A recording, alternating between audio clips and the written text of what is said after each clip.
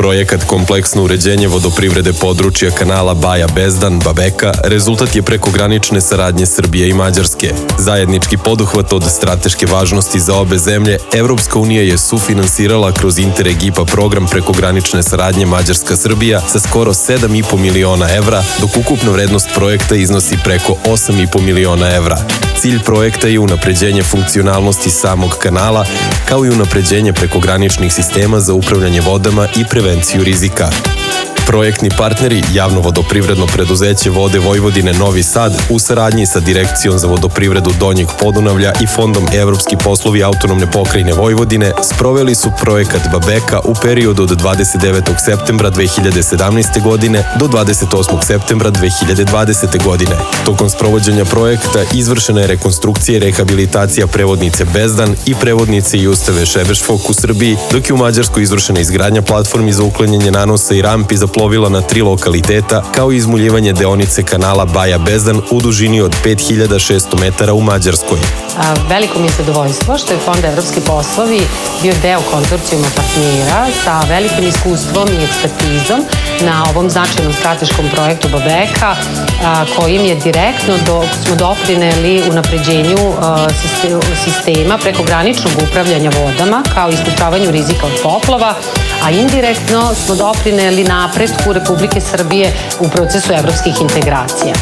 Radovi na prevodnici Bezdan prvobitno su obuhvatili formiranje privremenog zagata, pražnjenje prevodnice i čišćenje mulja. Rekonstrukcija je dalje obuhvatila radove na Dunavskoj glavi prevodnice postavljanjem prednapregnutih geotehničkih ankera, čišćenje betonskih površina, kao i radove na reparaciji i zaštiti betona.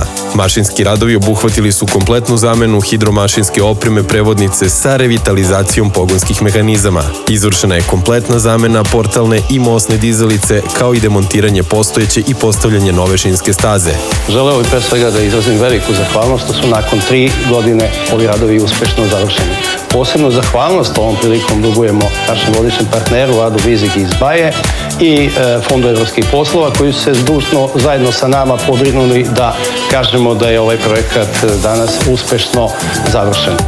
Građevinski radovi na prevodnici Justavi Šebešfok obuhvatili su nekoliko grupa radova: sanaciju starih zidova i gornjih ploča prevodnice od opeke i betona, sanaciju magacina pomoćnih grednih zatvarača sa nadogradnjom komandnog centra, uređenje obala između i u blizini prevodnice. Izbor postupaka i materijala pri sanaciji zidova je bio takav da se u maksimalnoj meri sačuva staro i iz njega izvuče prvobitni izgled. Hidromašinska oprema zadržala je prvobitni izgled, sem pogona koji se modernizovao. Izvršena je i elektrifikacija objekta za sve potrebne energetske instalacije, elektromotornih pogona, kao i instalacije spoljašnjeg osvetljenja objekta.